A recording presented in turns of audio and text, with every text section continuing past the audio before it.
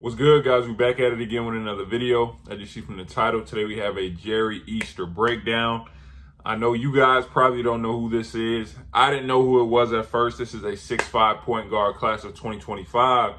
And, I tell you guys, I put my Instagram and my videos, I'll put it right here from time to time so you guys can DM me if you have like questions or like certain questions or you have players you want me to watch. So shout out, bro. I'm gonna put the DM right here, bro. DM me and said, my teammate Jerry Easter, he's gonna be a top 5 player in 2025.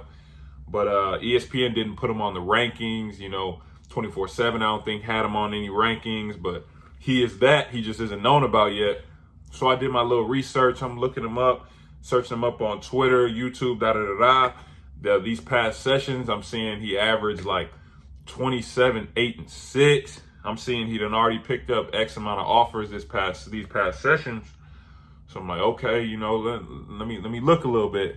I just watched a little bit. A couple highlights just on YouTube, things like that. And I'm like, okay, we definitely have to do a breakdown on this kid because this is my real introduction to him. This is probably you guys is also like your first introduction to Jerry Easter, because from what I just saw from that little bit, this might be a name you might be hearing for some time. I'm not going to hold you guys up any longer. Jerry Easter. Jerry Easter is extremely comfortable with the ball in his hands. Once he's going downhill, he can change speeds at will and get wherever he wants on the floor.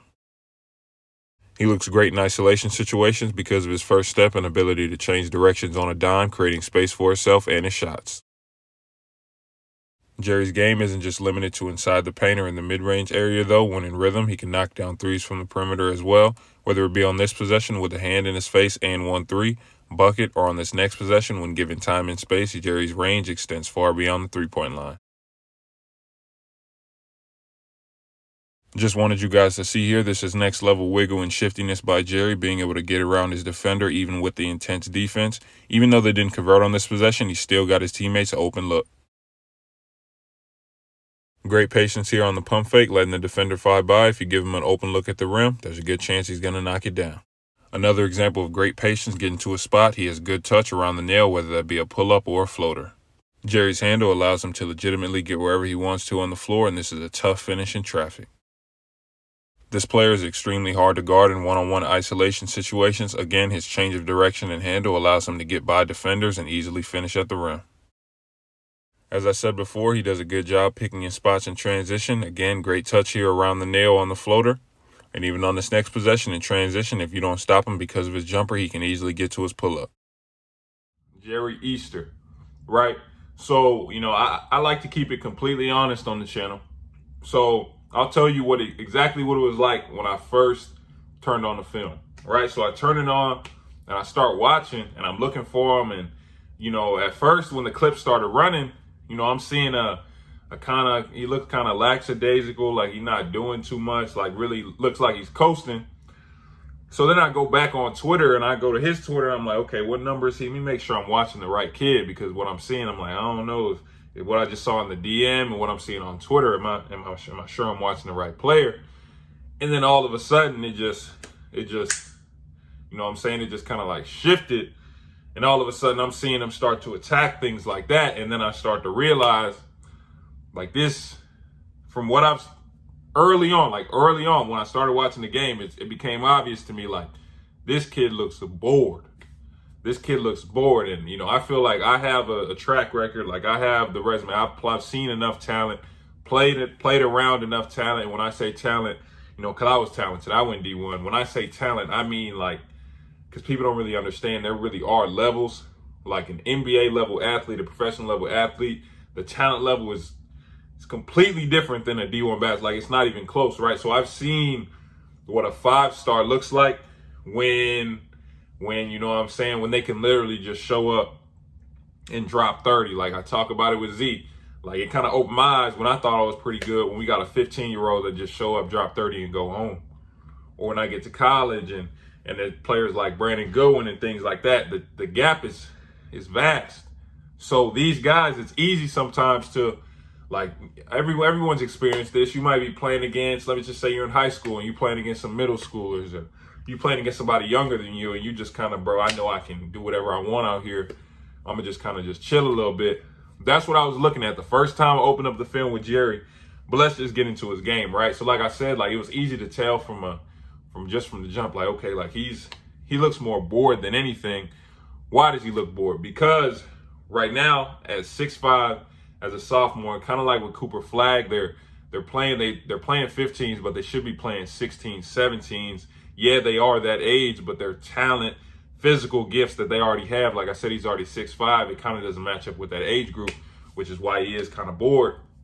And just his game as a whole, like this kid right now at the guard spot, like he has the tools. Like you saw his handle, he can get to wherever Jerry wants to get to on the floor, he can get to.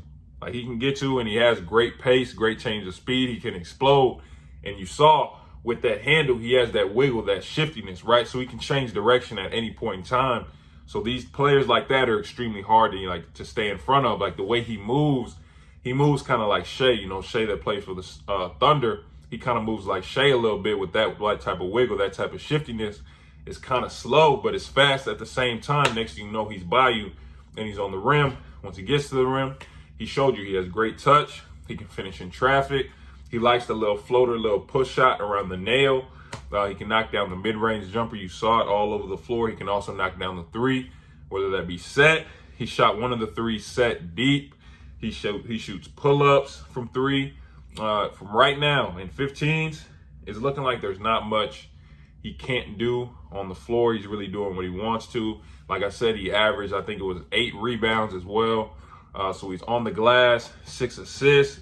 Just wanted to show you guys, even though his teammates didn't convert that play, and a lot of the assists he'd have in the games they weren't, no look, something crazy, but it was more of you could tell from the way he's playing, like he understands the game. He knows where the open man is going to be, and he just gets it there. It isn't flashy. It isn't, oh, no look, this, and that. He gets it there, which is why he gets the assist. But at the same time, with his handle, he's showing you why he can get everybody open. He can literally get anyone on the floor, dude, cut him off. And that's what I mean, just that type of wiggle. He looks like it's more reactive than cone dribs. It's like reactive. You reach here, okay, I'm spinning here, I'm doing this, and that. This is that shiftiness that I'm talking about. That's really translatable. But for him, like I said, like you could tell right now, he's looking bored. When you averaging, 27, 8, and 6, it's hard to get up for these games when you know the person in front of you, it's not really close. So I do want to see, him against some older players, just to see exactly, just to really gauge, okay, how talented is he? It's not like with Cooper Flagg where I'm looking at a 6'7" wing shooting, shooting step backs, fluid, all this, and that. He already has the size or whatever. He is a little skinny, but I kind of want to see with Jerry, okay, what does he look like against some older players or at least some players that's actually going to, make him compete, like make him actually have to get up for these games. I want to see that. But all in all, like I said, like the tools are there. Even at 15, the tools are there. He's looking like his handle's tight. He can knock down all the shots. He got great touch. Like I said, it's early on, so you can't put anything on him right now, but I can't wait to see where he goes in the future. Like, share, subscribe, turn on post notifications. Appreciate you guys watching. Remember, if you want the one-on-one evaluations, the subscriber breakdowns, I can post it on the channel like these or this right here. Hit the website in the description. Again, appreciate you guys watching. I'll see you next time with the next video.